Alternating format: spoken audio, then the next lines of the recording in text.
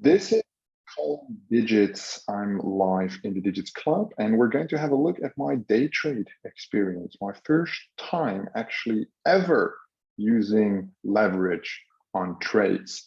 How that went, I have all the proof for you in this video, and we'll have another chat about the crypto market of today. Let me share my screen and take you for a ride. We're going to the ByBit platform. The reason I'm using ByBit because I watched the tutorial on YouTube. I'm going to show you exactly which tutorial that I watched. So if you want to watch it, I thought that guy was really great. So I typed in Binance margin trading. I watched this guy, as you can see. So he explained how it works. And I think I also watched this one. So literally, I only watched 2 videos before I got started because the process looked quite simple. And it is quite simple. Duly note that leverage trading has an extreme amount of risk. I don't know what the fuck I'm doing. This guy said there's some strategy to it. You can read charts. And he also said, this is partly gambling. And I'm just in it for the gambling part. Yes, duly note, I'm just in it for the gambling part, nothing else. All right, so I started with $100. I have some trade open right now, right here.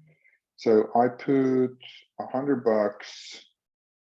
Let me see, why is it not showing? Order history, closed positions. Okay. It did show here before. Anyway, I put in $100. No, I had $20 on this account. Is there anybody familiar with this platform and which can show my trading history? Maybe I have selected the wrong thing. Here, show all positions. No. I think I'm on the right one. Anyway, let's continue. I'll try to find out where I have to navigate on this platform. As I said, I never used it before. So what I did is way back, I did the Casta IDO on this launchpad, right? So I went to Binance Futures and it basically said, this is not allowed in your country, which is unfortunate. So then I went to ByBit and it was allowed here. I went to ByBit because I did the Casta IDO launch on this launchpad. And I had some referral fees. So I had like $20 on my account. So I was like, let me just do $1 trades. And I wanted to show you these trades. Oh, fuck, where am I going? And there should be maybe some account history or something. Right, orders, earn order, derivatives orders, maybe an order list of all the things that I've done. Closed P&L. I have trade history, contracts, I don't know, USDT perpetual, search, no. What did I do, guys? Where can you see order history?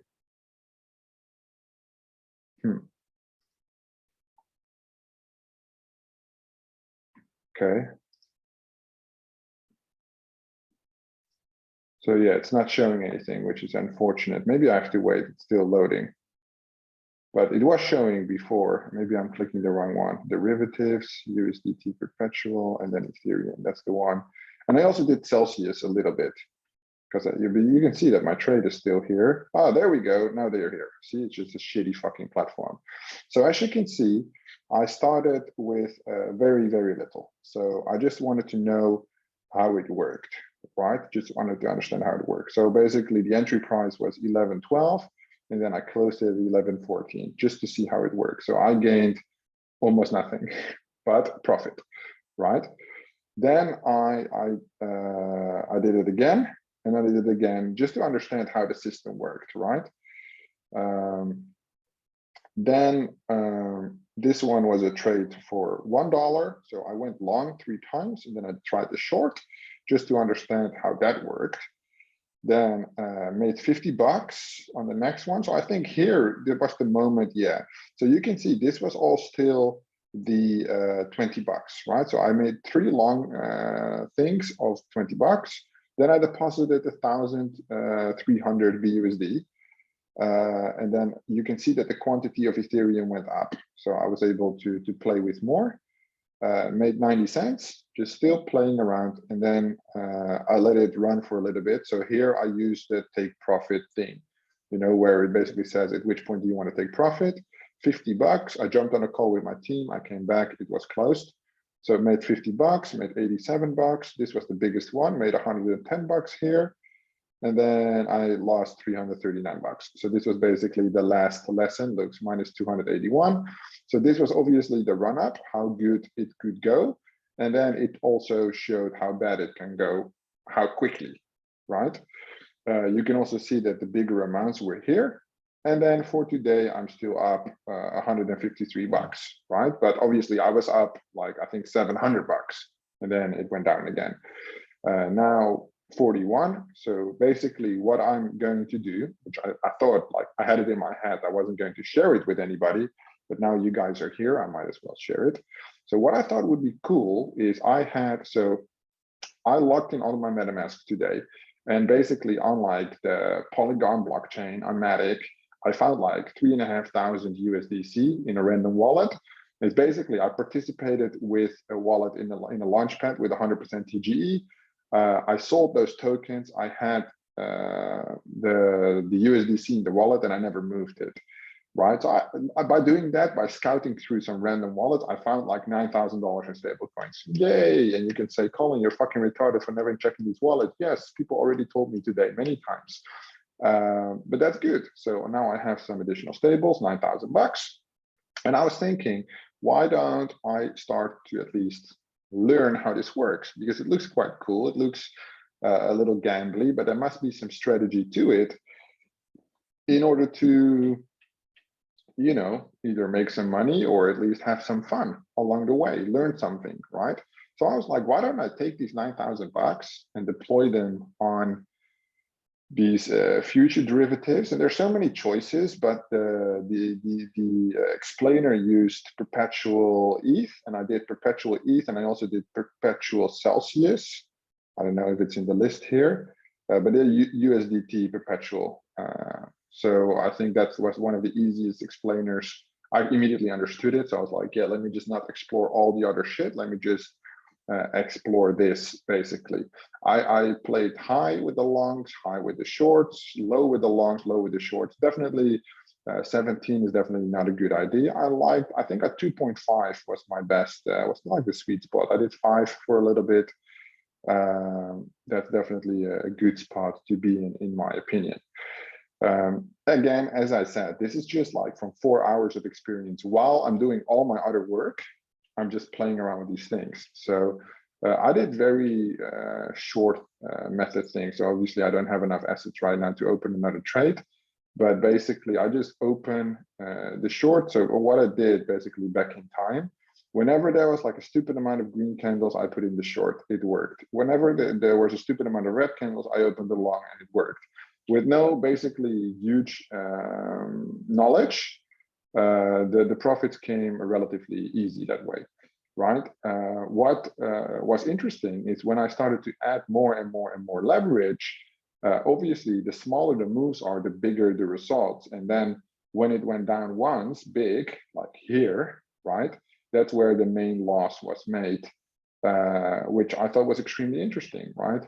Again, I lost all my profit, and I can lose the entire 9,000 bucks. I just want to know how it works, right? That's the main thing. It's a learning process for me. If we would make money doing it, that would be great. What would I do with the money? Basically, my idea is I want to make $100 a day by doing this, but it looks more likely with the amount of cash that I have that I will push it to 500 or 1,000 a day, just because 100 is quite little based on the trades that you do. So if you lose one time, it is already quite significant, right? Which is not that great. So probably going for 500 USD a day, I think that would be good, or at least try to, right? You win some, you lose some, and then use those 500 a day to buy into some crypto projects. So basically what I would do is acquire the 500, leave the 9,000, or at least right now it's still 1,000, acquire the 500, move it off to buy the coins that I want and move it to a cold wallet. And basically just adding 500 of cold wallet assets to that. And then when the 9,000 is zero, then the game is over and I'm not going to play anymore. And then we'll see how many shit coins we have purchased on the gaming and or launchpad scene, right? Which I think is interesting. So my main idea was as follows. So that's basically what I would do with the money if I would gain money there. So let's open ETH because that's the one we have open right now.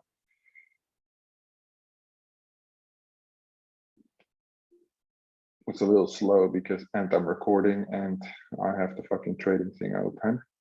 But of course, yeah, we can see market extremely bearish. Now, again, I'm not a day trader, so I don't know how much lower it will go. But looking at like news like, oh, 3 Arab Capital it can like liquidate 3,000 Ethereum or whatever. Celsius is still struggling, right?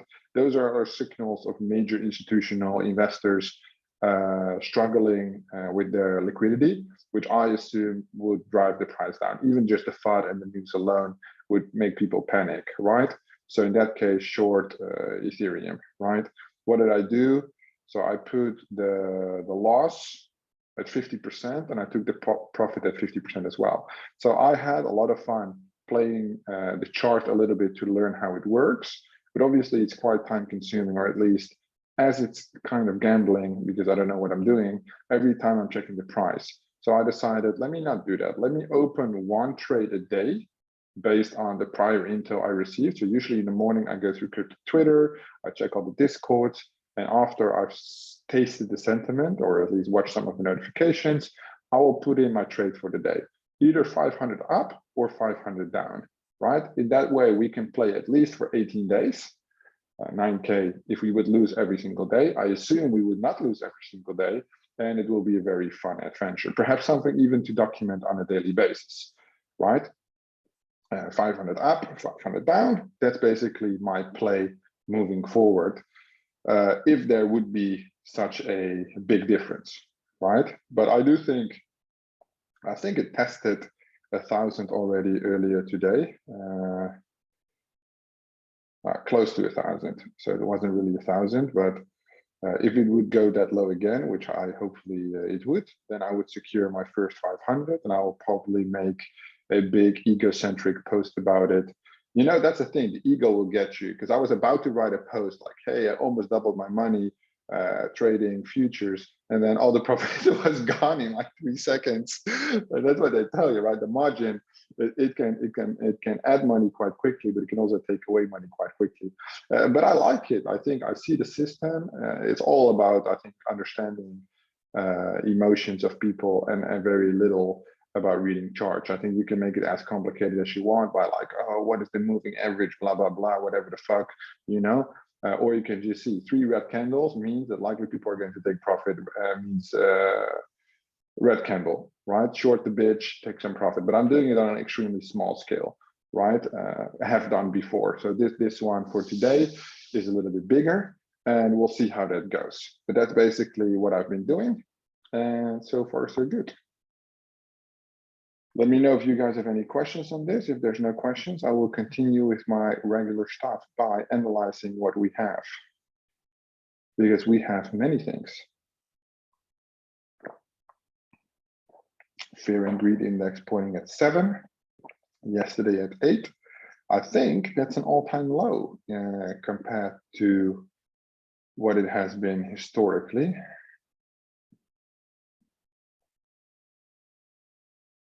Okay, some coins are up, that's funny. But yeah, waves is down, ape is down, 5%, 10%. There we go. So it's been very much fearful lately, but it hasn't been that low. So here it was 8, okay. Now it's 7, yes, a 7, and here it was 10. Yeah, 7 is the lowest point today. Definitely interesting. So has it ever been that low? Yes, it has been. It even has been, what was it here? Can we even see what it was? Or 11? No. This chart is not really that useful, but you can definitely see it is 7 here. So probably it's like something like 5 here or 6. It's even lower apparently on the chart, and here as well, 11. No, it's not really showing properly, but whatever. Interesting nonetheless. Fear and greed index, good one. Always a good one. Okay, so then we have Bitcoin at 21K, ETH at 1100. The stable here is also quite interesting. Yeah, I saw the USDD is struggling again, holding its peg. Yeah, there we go, depegged again.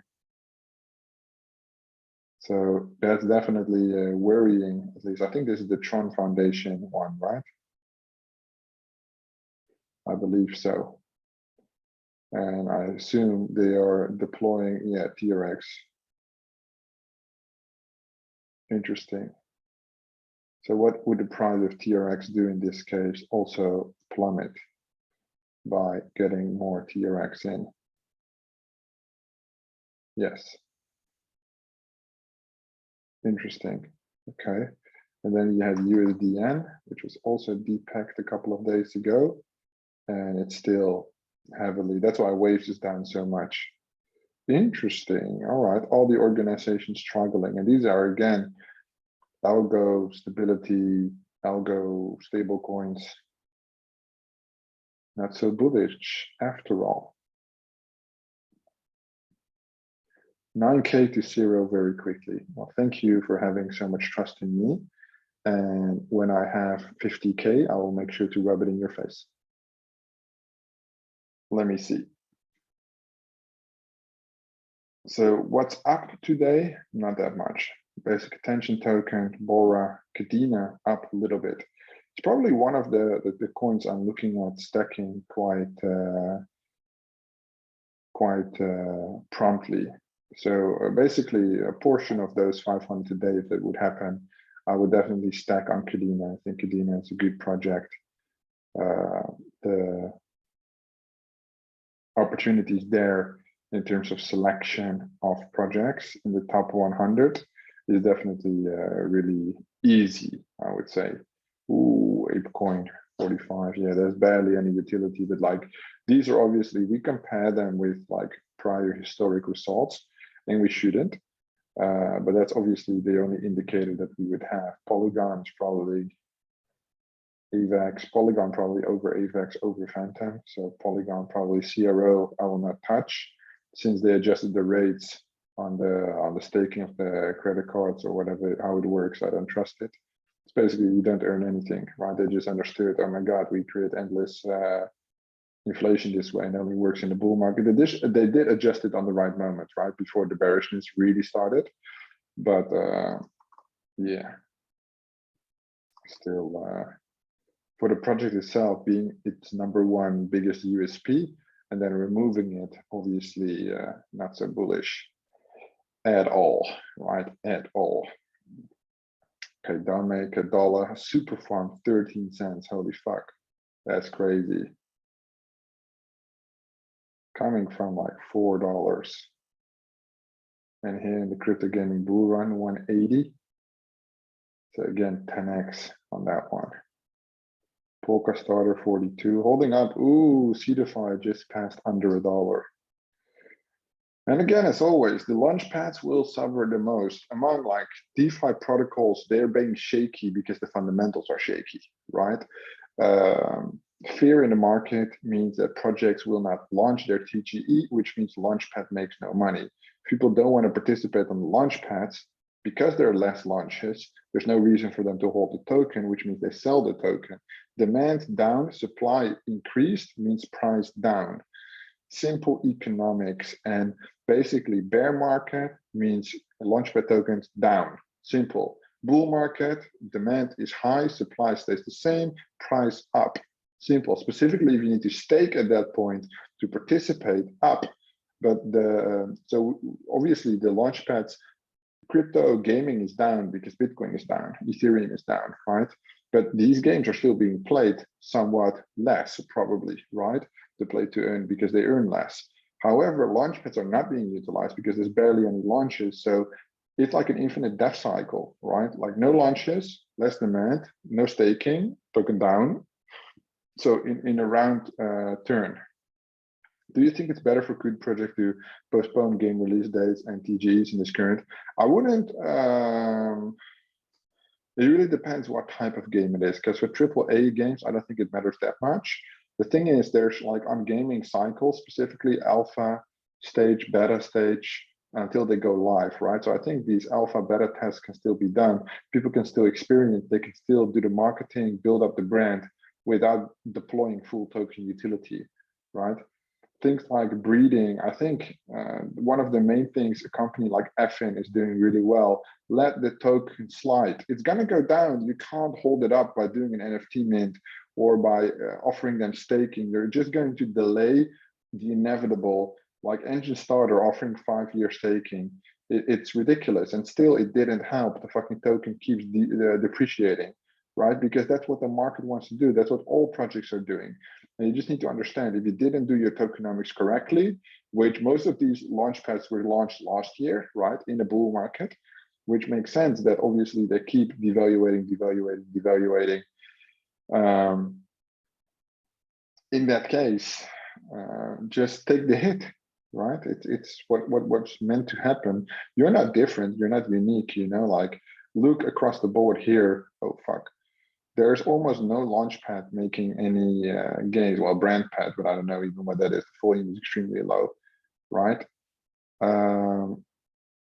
And yeah, well, let's take DigitsPad as an example, because that's obviously not a token project, but it's like an NFT project, right?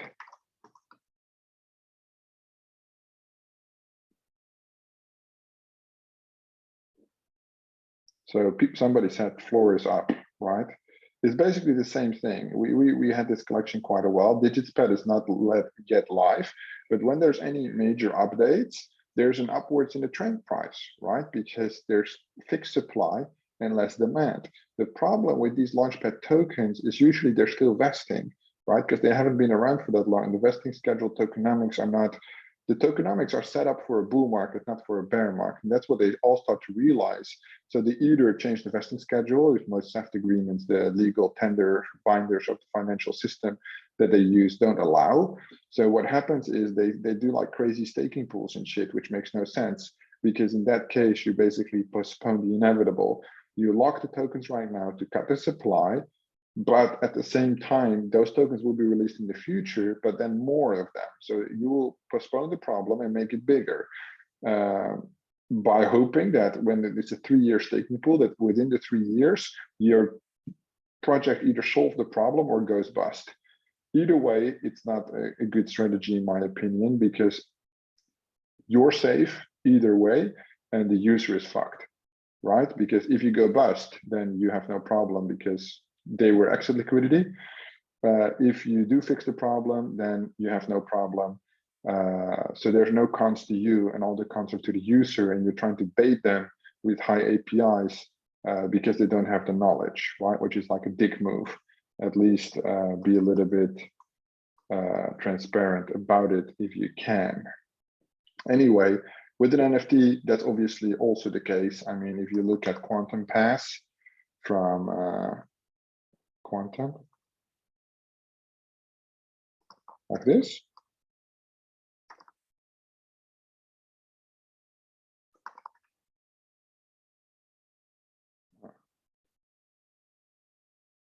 Quantum. Okay, I'm not allowed to search anything. Anyway, I wanted to look at Quantum Store, which had a crazy devaluation, Spectre VC, but that was a free mint, right? Which also have to keep in mind that people might not have enough skin in the game to pull it off. In your opinion, do you think NFTs might hold a better value this bear? Yes, they will hold a better value, but because they're illiquid, very important. So their biggest pro is also a huge con.